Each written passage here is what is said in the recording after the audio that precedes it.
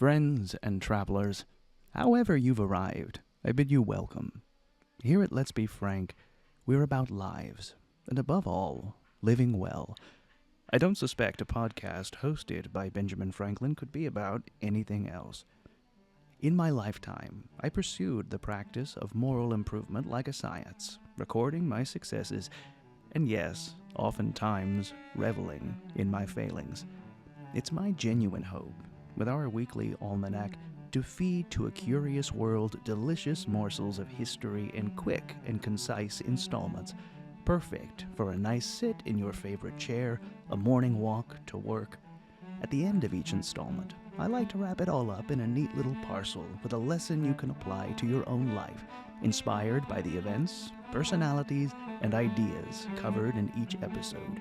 So sit back, relax, and together, let's make history.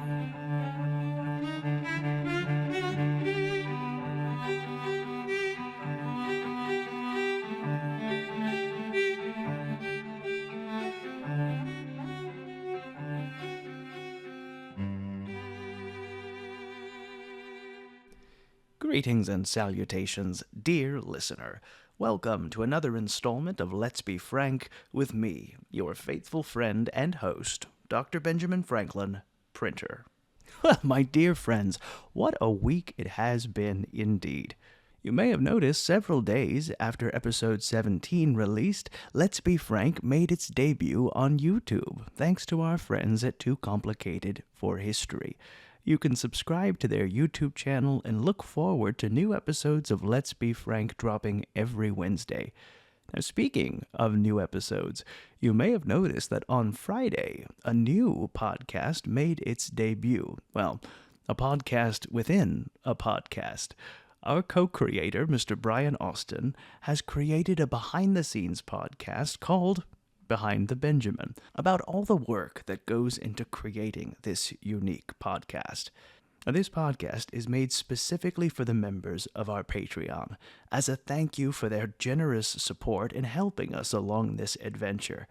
Now, if you do wish to get involved in our mission to empathetically connect the present with the past, this podcast becomes available for a simple pledge of $5 a month. Now, as always, nothing is expected. I'm rich enough for your company. I'm simply thrilled to be able to create this content and community and wish to expand it to as wide an audience as possible. Now, speaking of expanding it, I sat down early this week with my new partners at Primary Source Media. We both agreed that this platform has been essential in bringing the 18th century to life.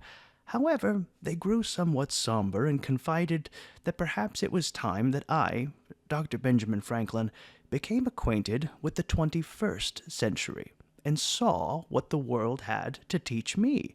So with that, they asked if I would be obliged to begin watching threads, TikToks, making stitches.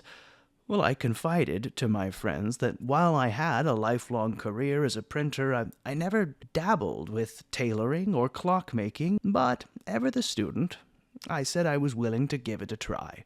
So in the coming weeks, you can look forward to a heightened presence on TikTok. You can look forward to reaction videos, stitches, threads, and in summary, more content from your favorite founding father. As always, dear listener, I welcome your ideas. If you find a video you wish for me to comment on or have a new idea as to how this platform can better engage with the wider historic community, as always, don't hesitate to reach out to me on any of our social media platforms or at the email inquiries@bfranklinlive.com. I certainly don't want to be the only one enjoying myself. I want all of you to be able to enjoy it as well. Now, having gotten all of that out of the way, we can get to today's installment. For purposes of good order, this podcast is composed of several primary sources associated with Ben Franklin's life, knit together to collect it all into one narrative on a cohesive theme. Today's installment is about a favored pastime in the course of my life. It's about a subtle art that can accelerate time in good season and cause it to crawl in bad. It's about something which can at once make any individual a fast friend and confidant. Today's installment, my dear friends, is about conversation. And dear listener, let me ask you, do you have that friend or acquaintance who, somehow in the space of time away from them, you forget entirely why you detest their company? I had that reminder yesterday. Dear listener, I had thought it had been some time since I paid a particular visit to an old friend, and so I invited him to have dinner with me on the town at my expense. And in the course of the evening, dear listener, I had such a reminder as to why I abhorred his company that by evening's close I had had my fill of him for the next several months and had resolved to not speak to him again until Lord knows I forget and I go calling on him once more. I shouldn't name him, not only for honor's sake, but in the event that he's listening to this. Although it may be safe to say no one in 18th century Philadelphia City is listening to this. They can't. They don't have computers. But all the same, I resolve to speak ill of no man whatever, not even in the matter of truth, but rather by some means excuse the faults I hear charged upon others, and upon proper occasions speak all the good I know of everybody. And so, rather than speak ill of the man, I should instead speak ill of the qualities of the man that made him such a disagreeable companion, to take this poor experience and to turn it into a learning opportunity for us all. And so here it is, my beloved Junto, laid out in proper rules, rules by the observation of which a man of wit and learning may nevertheless make himself a disagreeable companion. Your business is to shine. Therefore you must by all means prevent the shining of others, for their brightness may make yours the less distinguished. To this end, 1. If possible, engross the whole discourse, and when other matters fail, talk much of yourself, your education, your knowledge, your circumstances, your successes in business, your victories in disputes, your own wise sayings and observations on particular occasions, etc., etc., etc. 2. If when you are out of breath, one of the company should seize the opportunity of saying something, watch his words, and if possible, find somewhat either in his sentiment or expression immediately to contradict and raise a dispute upon. Rather than fail, criticize even his grammar. 3. If another should be saying an indisputably good thing, either give no attention to it, or interrupt him, or draw away the attention of others, or if you can guess what he would be at, be quick and say it before him, or if he gets it said and you perceive the company pleased with it, own it to be a good thing. And withal, remark that it had been said by Bacon, Locke, Bale, or some other eminent writer. Thus you deprive him of the reputation he might have gained by it, and gained some yourself, as you hereby show your great reading and memory. 4. When modest men have been thus treated by you a few times, they will choose ever after to be silent in your company. Then you may shine on without fear of a rival, rallying them at the same time for their dullness, which will be to you a new fund of wit. Thus you will be sure to please yourself. The polite man aims at pleasing others, but you shall go beyond him even in that. A man can be present only in one company, but many at the same time be absent in 20. He can please only where he is, you wherever you are not. Now, I had thought, given such a good example of bad company, today's episode would be a fair time to revisit a piece of wisdom I submitted in the Pennsylvania Gazette in October of 1730. It's a last set laid down how to be unsuccessful in keeping good company. This next series of rules should yield the opposite. On Conversation by Benjamin Franklin. To please in conversation is an art which all people believe they understand and practice, though most are ignorant or deficient in it. The bounds and manners of this paper will not only allow a regular and methodical discourse on the subject, and therefore I must beg leave to throw my thoughts together as they rise. The two grand requisites in the art of pleasing are complacence and good nature. Complacence is a seeming preference of others to ourselves, and good nature a readiness to overlook or excuse their foibles and do them all the services we can. These two principles must gain us their good opinion, and make them fond of us for their own sake.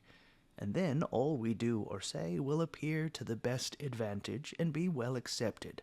Learning, wit, and fine parts with these shine in full luster, become wonderfully agreeable, and command affection. But without them, only seem an assuming over others, and occasion envy and disgust. The common mistake is that people think to please by setting themselves to view, and showing their own perfections, whereas the easier and more effectual way lies quite contrary. Would you win the hearts of others, you must not seem to vie with, but admire them. Give them every opportunity of displaying their own qualifications, and when you have indulged their vanity, they will praise you too in turn, and prefer you above others in order to secure to themselves the pleasure your commendation gives. But above all, we should mark out those things which cause dislike, and avoid them with great care. The most common amongst these is talking overmuch, and robbing others of their share of the discourse. This is not only incivility, but injustice, for everyone has a natural right to speak in turn, and to hinder it is a usurpation of common liberty, which never fails to excite resentment. Beside, great talkers usually leap from one thing to another with so much rapidity, and so ill a connection, that what they say is a mere chaos of noise and nonsense. Though did they speak like angels, they still would be disagreeable. It is very pleasant when two of these people meet. The vexation they both feel is visible in their looks and gestures. You shall see them gape and stare and interrupt one another at every turn, and watch with the utmost impatience for a cough or a pause. They may crowd a word in edgeways. Neither hears nor cares what the other says, but both talk on at any rate, and never fail to part highly disgusted with each other. I knew two ladies, gifted this way, who by accident travelled in a boat 20 miles together, in which short journey they were both so extremely tired of one another that they could never after mention each other's name without any temper, or be brought to company together, but retained a mutual aversion which could never be worn out. The contrary fault to this, and almost as disobliging, is that of seeming wholly unconcerned in conversation, and bearing no other part in the discourse than a no or a yes sometimes, or a him, or perhaps a nod only. This inattention and indifference appears so like disrespect that it affronts the desire we all possess of being taken notice of and regarded, and makes the company of those who practice it tiresome and insipid. Such is the vanity of mankind, that minding what others say is a much surer way of pleasing them than talking well ourselves. Another error very common and highly disagreeable is to be ever speaking of ourselves and of our own affairs. What is it to the company we fall into, whether we quarrel with our servants, whether our children are froward and dirty, or what we intend to have for dinner tomorrow? The prattle of a child, the spoiling of a suit of clothes, the expenses of housekeeping, or the preparations for a journey may be to ourselves matters of great importance, as they occasion us pain or pleasure. But wherein are strangers concerned, or what amusement can they possibly receive from such accounts? Opposite to this, but not less troublesome, is the impertinent inquisitiveness of some people, which is ever prying into and asking 10,000 questions about the business of others. To search after and endeavor to discover secrets is an unpardonable rudeness. But what makes this disposition worse? It is usually attended with an ill-natured, ungenerous, and mischievous desire of exposing and aggravating the mistakes and infirmities of others. People of this turn are the pest of society, and become both feared and hated. On these two heads it may be useful always to remember that we never ought to trouble people with more of our own affairs than is needful for them to know, nor inquire farther into theirs than themselves think fit to tell us. Storytelling is another mistake in conversation, which should be avoided by all who intend to please. It is impossible to hear a long, insipid, trifling tale, void of wit or humor, drawn in by neck and shoulders, and told merely for the sake of talking, without being uneasy at it. Besides, people this way given are apt to tell the same string of stories with all their rambling particulars again and again, without considering that whatsoever pleasure themselves may find in talking, their hearers wish their tongues out. Old folks are most subject to this error, which is one chief reason their company is so often shunned. Another very disagreeable error is a spirit of wrangling and disputing, which some perpetually bring with them into company, insomuch that they say whatever you will, they'll be sure to contradict you. And if you go about to give reasons for your own opinion, however just they be, or however modestly proposed, you throw them into rage and passion, though perhaps they are wholly unacquainted with the affair, and you have made yourself master of it. It is no matter. The more ignorant they are, you still find them the more positive. And what they want in knowledge they endeavor to supply by obstinacy, noise, and fury, and when you press hard upon them, instead of argument, they fly to personal reproaches and invectives. Thus every trifle becomes a serious business. Raillery is a part of conversation, which to treat of fully would require a whole paper, but now I have only room to observe that it is highly entertaining or exceedingly disobliging, according as it is managed, and therefore we ought to use it with all the caution possible. Natural infirmities, unavoidable misfortunes, defects, or deformities of any kind should never be the subject of it, for then it is not only impertinent, but affronting and inhuman. It's like salt, a little of which in some cases gives a relish, but if thrown on by handfuls or sprinkled on things at random, it spoils all. Raillery supposes wit, but agreeable as wit is, when it takes a wrong turn, it becomes dangerous and mischievous. When wit applies itself to search into, expose, and ridicule the faults of others, it often inflicts a wound that rankles in the heart and is never to be forgiven. To rally safely, and so as to please, it is requisite that we perfectly know our company. It's not enough that we intend no ill. We must be likewise certain what we say shall be taken as we intend it. Otherwise, for the sake of a jest, we may lose a friend, and make an inveterate enemy. I shall say no more on this head, but that we ought to use it sparingly, and whatever opportunities may offer us showing our parts this way, so soon as anybody appears uneasy at it, and receives it with a grave face, both good manners and discretion advise to change the subject for something else more harmless, akin to raillery, and what oftentimes goes along with it is scandal. But if people hereby think to gain esteem, they unhappily are mistaken. For everybody, even those who hear them with a seeming pleasure, considers them with a kind of horror. No one's reputation is safe against such tongues. All in turn may expect to suffer by them. Insensible of the ties of friendship or sentiments of humanity, such creatures are mischievous as bears or tigers, and are as much abhorrent and feared. There are many more mistakes which render people disagreeable in conversation, but these are the most obvious, and whatsoever avoids them carefully can never much displease. I shall only add, in a few words, what are the most likely means to make a man be well accepted. Let his air, his manner and behavior be easy and courteous, and affable, void of everything haughty or assuming, his words few, expressed with modesty, and a respect for those he talks to.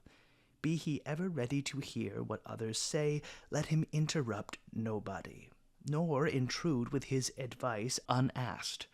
Let him never trouble other people about his own affairs, nor concern himself with theirs. Let him avoid disputes, and when he dissents from others, propose his reasons with calmness and complacence. Be his wit ever guided by discretion and good nature, nor let him sacrifice a friend to raise a laugh. Let him not censure others, nor expose their failings, but kindly excuse or hide them.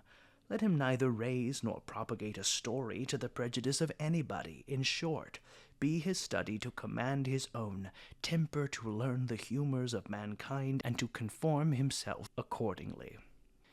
You know, dear listener, I genuinely expect that if you move through the catalogue of our auditory almanac, I likely have broken every single rule of this conversation essay. It makes me immediately wish to be gentler to my friend I saw the other day. And perhaps I should invite him out once more Give him another chance to redeem himself. Oh, dear listener, you see how quickly I forget. Now, what lesson can we derive from today's installment? We often fall into the trap of trying to make ourselves more interesting than we appear, for the hope of being liked, of being accepted, of being loved. How much of our lives do we spend trying to persuade the world we're worthy of simply existing? Now, the best tools at our disposal in being successful at conversation isn't the ready disposal of facts, of jokes, of stories. Instead, it's how well we can make the person in front of us shine. How clever can we make them feel? How hard can we laugh at their jokes? If you can make the other person the most interesting one in the room, well, your company, dear listener, should never be disagreeable to keep. Not that it ever should be, dear listener. That's all for today's installment. Would that we had more hours in the day, but as always, we have nothing but time between us. Resource materials and images from this week's episode can be found in the journal section at www.bfranklinlive.com. If you like the show, subscribe and stay up to date with all the latest gossip and news, and do me the kindness of leaving a review. You can follow us on Facebook at Let's Be Frank and Instagram at BFranklinLive. And finally, dear listener, spread the word. Tell your family, tell your neighbors, tell your horse, I don't care. Let's make our intellectual junto grow. And now, dear listeners, our time together must come to an end. Fare thee well, and always remember, when you're good to others, you are best to yourself. Until we meet again, I remain your humble and obedient servant, Dr. Benjamin Franklin, Printer. Stay curious, my friends.